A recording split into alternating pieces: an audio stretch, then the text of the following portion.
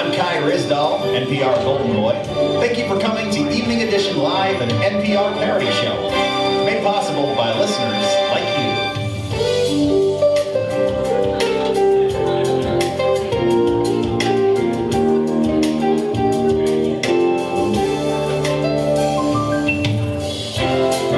And now, live from the Second City Studios in beautiful Chicago, Illinois, it's the host of Evening Edition, Ira Glass!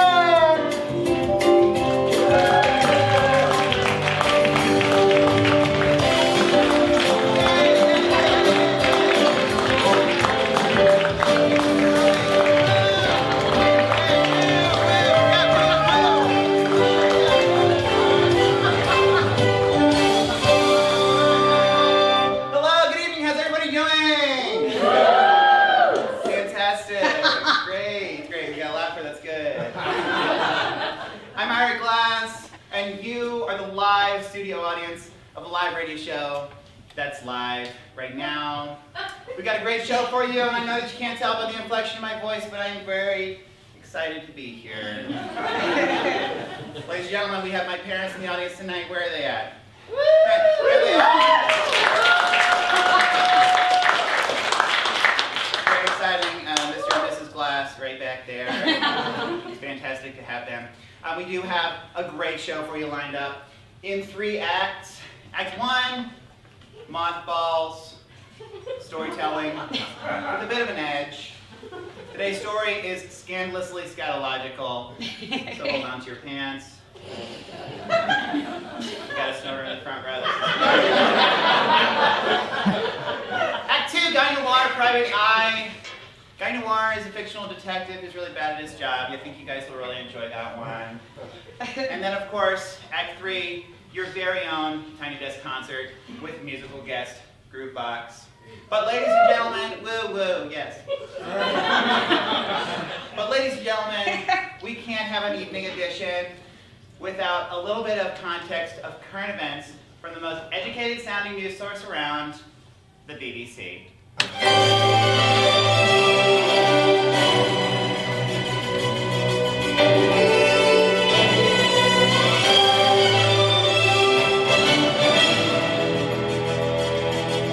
Welcome to the BBC News Hour. I'm Peter Downton Abbey. Back now with world news and dumb things America did.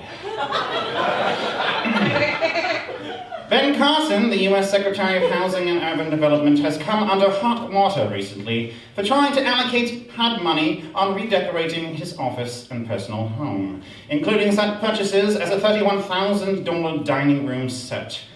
In a rare, selfless statement regarding the incident, Dr. Carson said he was willing to redistribute the hot water that he is in to those more in need. Banana scientists have recently developed a banana with an edible peel. In related news, an influx of banana scientists were recently hired by the prophylactic company Trojan to start work on a mysterious new contraceptive product called Yum Cum. Donald Trump in the news again, this time bashing DACA, the American policy that temporarily defers deportation for minors who entered the country illegally. He made these statements via Twitter on the White House lawn on Easter, in between putting his signature on Easter artwork made by children. Said one child, he fucking ruined it, he fucking ruined it, he always fucking ruins everything. Facebook CEO Mark Zuckerberg was summoned to Washington this week to answer for a variety of scandals that have surrounded the social media platform since 2016. From Cambridge Analytica harvesting Facebook user data to tamper with elections, to fake news articles being spread, both the US House and Senate attempted to determine whether Facebook was capable of protecting its users' data on its own. Zuckerberg, best known for having the body of a pale weasel and the eyes of a dead shark, answered hard questions from the aging committee, such as, what is Facebook? How do I log on? And what do you mean I don't have to type my name at the bottom of a comment? A French baker was fined nearly $4,000 for keeping his shop open 4 days in 7 days. We're starting that one over. A French baker fined nearly $4,000 for keeping his shop open 7 days in a row, in direct defiance with a law requiring bakeries to close at least once a week. The baker was not shook, however, saying that he will have no problem raising the dough. Worth it. It's always worth it. A previously unnamed penguin colony was just discovered living on the Danger Islands near Antarctica. Scientists say there are nearly 1,503,054 penguins in the new colony, leading some to say, bullshit, there's no way you counted all those penguins. Have you tried counting penguins? It's impossible, they're penguins. And in cricket today, South Africa bested Australia by 322 runs, while the West Indies fell to the Afghanistan national team by 7 wickets. All actually real scores that sound absolutely ridiculous. And that is all now from the BBC NewsHour. I'm Peter Downton Abbey.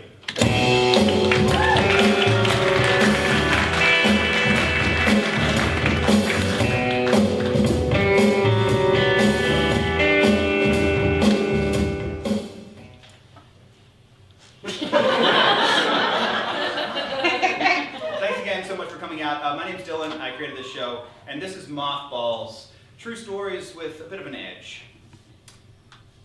Someone pooped in the corner of my room, and parents' weekend in college.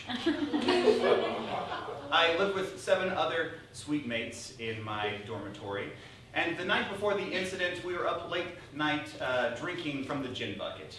The gin bucket, of course, is a 5-gallon igloo cooler with 2 handles of Fleischmann's gin and a couple of 2 liters of Fresca with a little bit of ice for hydration purposes. Needless to say, I browned out, and I don't remember going to bed, but I do remember being awoken in the morning to 2 of my roommates coming into the room and inquiring as to what that smell was. Well, I hopped out of bed and we went to investigate, and sure enough, there in the corner of the room lay the culprit.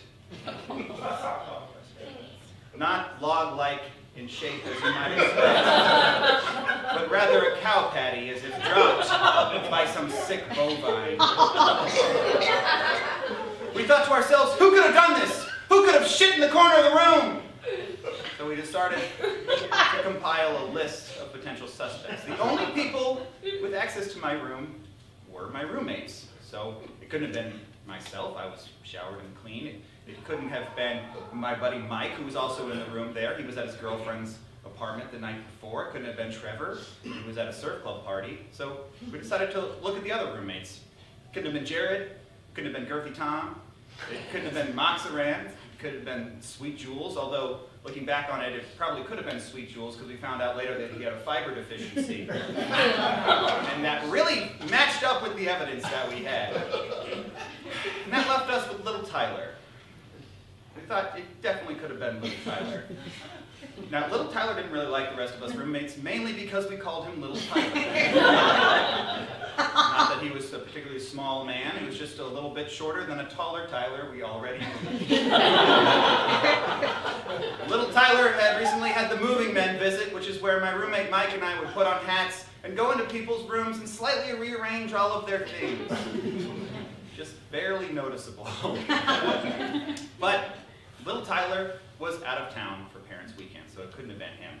So we decided to look a little bit closer at the scene of the crime. There, next to the cow patty, was a pair of jeans with, and they were connected to the crime scene with what we'll call solid evidence. There was a little streak on the bed right next to it, and there was a little bit of shit on the toilet seat where the culprit had finished up the job. Now, upon closer examination, we came to realize that these jeans were my jeans. Now, the evidence was building against me rapidly at this point. And at that moment, my girlfriend at the time walked into the room, and I was hit with my first ever, I'm not mad, I'm just disappointed. I ushered everyone quickly out of the room, and as I shut the door, leaning against it, I heard a knock on the door. I turned around and opened the door, blocking the view to my room with my body, and there was my father, standing right in the corner, right in the door frame there. I looked at him and I said, Dad, I'm I'm sorry. I got a little drunk last night and I pooped in the corner of the room. Let me clean it up, give me 5 minutes, and then I'll come downstairs to hang out with Mom and Grandma. And he looked at me, and I'll never forget what he said to me. He looked me right in the eyes. This is probably the first time my mom's ever heard the story.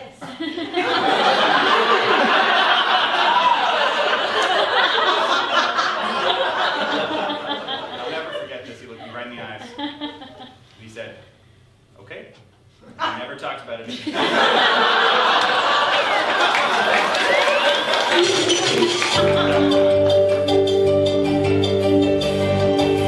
Ladies and gentlemen, live from the beautiful Second City Studios, it's Wait, Wait, Don't Tell Me, the NPR game show! Woo! Oh yeah, let's get you guys up. How's everybody doing? You guys ready to play Wait, Wait, Don't Tell Me? First of all, a quick moment of silence for Car Castle, who passed away today. And now back at it! All right, guys, you know how to play Wait, Wait, Don't Tell Me. Do you, sir? Do you know how to play Wait, Wait, Don't Tell Me? It's time to play, sir. Come on up, sir. Come on up. Right here, sir. And what is your name, sir? Spence. Spence. Everyone say, hey, Spence. Hey, Spence. Spence, it's time to play Wait, Wait, Don't Tell Me. Oh, boy. Spence, did you come here with anyone today? Yes. Who did you come here today with, Spence? My wife and my son and Nadia. Great. Your wife and your son, and then who else? Sam and Nadia. And Nadia, of course. Wife, son, and then, Nadia. Cool, I'm a friend. Okay, friend, cool, very cool.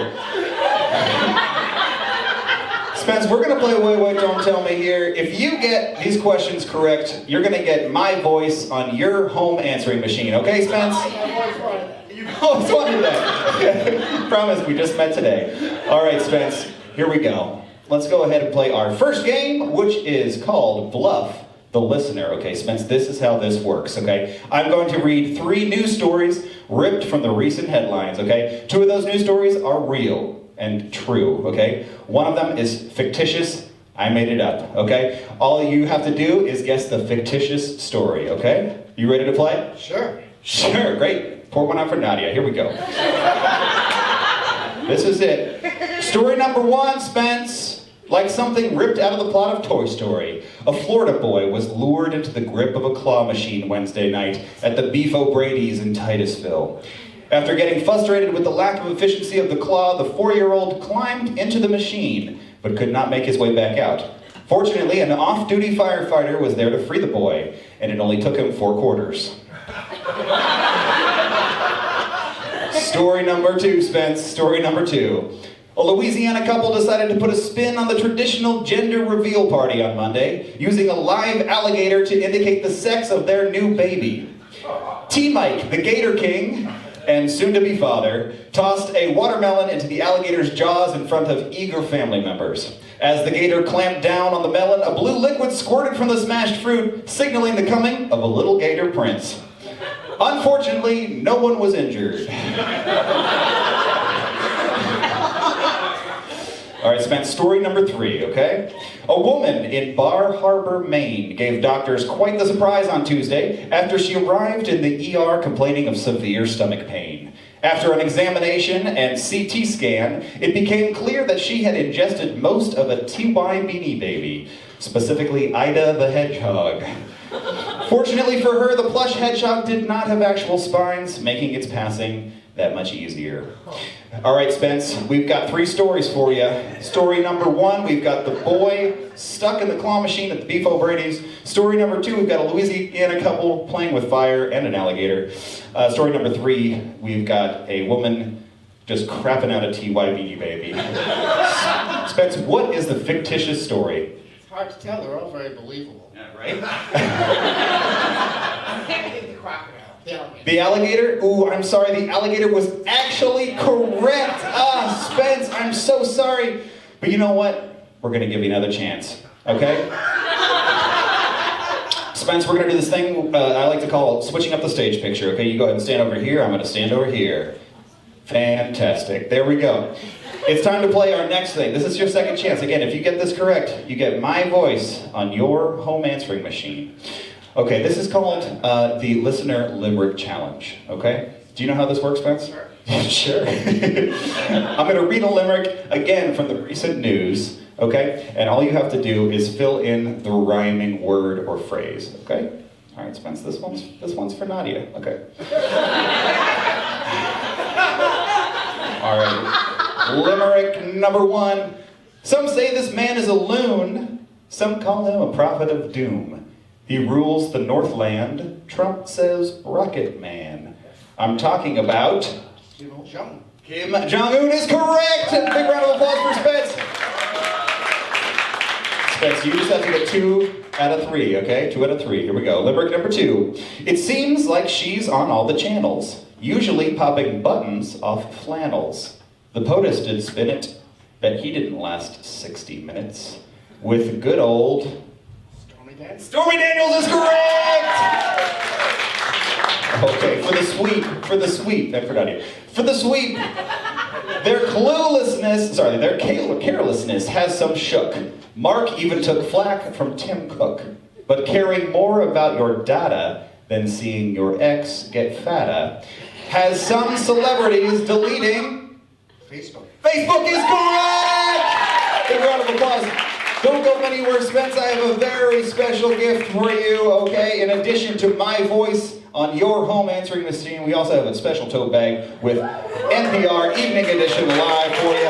Big round of applause for Spence. Thank you so much for playing. Wait. Don't tell me. That one's for Nadia.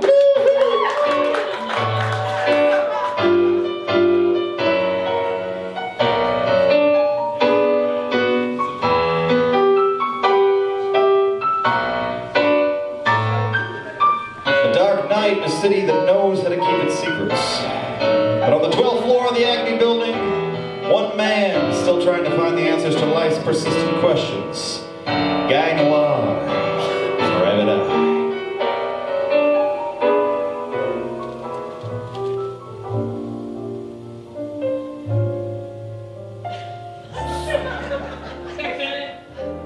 The sun was just rising. The light pouring in mercilessly through the missing slats of my apartment blinds. I had asked our landlord to fix them, but she said as long as 50% or more of the slats remained, they were still more fixed than broken, so I'd have to wait it out. I got dressed and was heading to the door when the landline rang. Hello?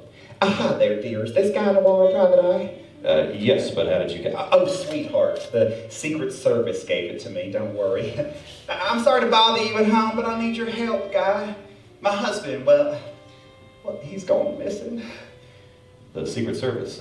Who's your husband, ma'am? Oh, bless your heart. This is Brenda St. Clair. My hubby is Rex Tillerson. Guy, I need your help. Rex has been missing for 3 days. After he was fired from that White House reality show, he just hasn't been himself. A friend of ours said they saw him in Austin the other day. Can you see if you can find him? Now, I realize that finding Rex Tillerson in Texas would be harder than getting Garfield out of bed on a Monday, but I took a look around my apartment and realized that I could really use the money. Okay, ma'am, I'll see what I can do. I'll catch the next flight there. So I packed up an overnight bag. I ordered myself an Uber to the airport.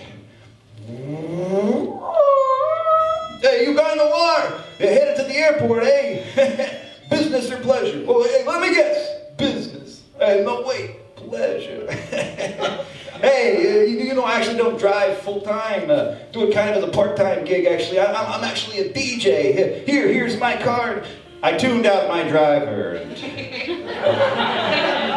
before I knew it, I was on the plane, taxiing on the runway. Ladies and gentlemen, this is your pilot speaking, Captain Grafstein. We are planning on an on-time arrival this morning. Clear skies and a mild tailwind. Just an FYI, this is my last day on the job. I was let go yesterday. Handling it surprisingly well. So just go ahead and sit back, relax. Surprise takeoff! Here we go. We're in the air now, folks. Gotcha. With the old surprise takeoff. We'll be starting our in-flight beverage service immediately because why not, you know? Life's short. Amazingly, we made it safely to Austin. After checking in at a cheap motel, I started my search. I went to the last place the Tillerson had been spotted, a local bicycle repair shop named Keep Austin Geared. I walked through the door, asked if anyone had seen him stop in. A man in a bike cap, with a comically small brim and tight jean cutoff shorts answered, "Oh yeah, man. Rex was here yesterday getting his fixed-speed tuned. What a chill dude. He loves to ride. Says he hates cars because of the oil they consume. If you're looking for him, you should try hitting up the coffee shop he works at, the Hidden Bean." I thanked the man and asked for directions. It was close by, so I decided to walk, swinging open the bike shop door into the damp Texas heat. I needed time to think. If Tillerson was on the other side of the coffee shop rainbow, I would need to convince him to come home. But why would he take a job at a coffee shop in the first place? Perhaps the stresses of Secretary of State finally got into him. I turned the corner, lost in my thoughts. Before I could react, I ran straight into a woman coming the opposite direction. "Oh, I'm terribly sorry. Oh, no, my coffee. It is all over my shoes." She was French. "I'm sorry I didn't see you in time. Here, take my handkerchief and let me get you a new coffee." "Oh, merci, kind sir. Please do not worry about it. My shoes will dry." She was effortlessly beautiful. The smile that put you at ease. The laugh that made you want to settle down and buy expensive real estate. She wore a white blouse and pants that must have been made during a cotton shortage.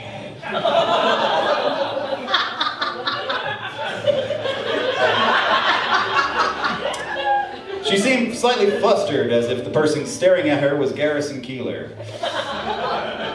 Because, well, he's a creepy guy.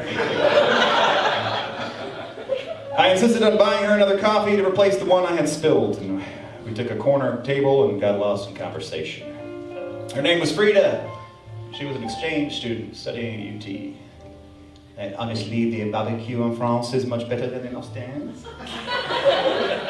We only use cows that have been massaged every day and fed only wine. Things were going well, and suddenly over her shoulder I noticed a certain barista who was significantly taller than the rest and wearing a 10-gallon cowboy hat. Rex, making a cappuccino.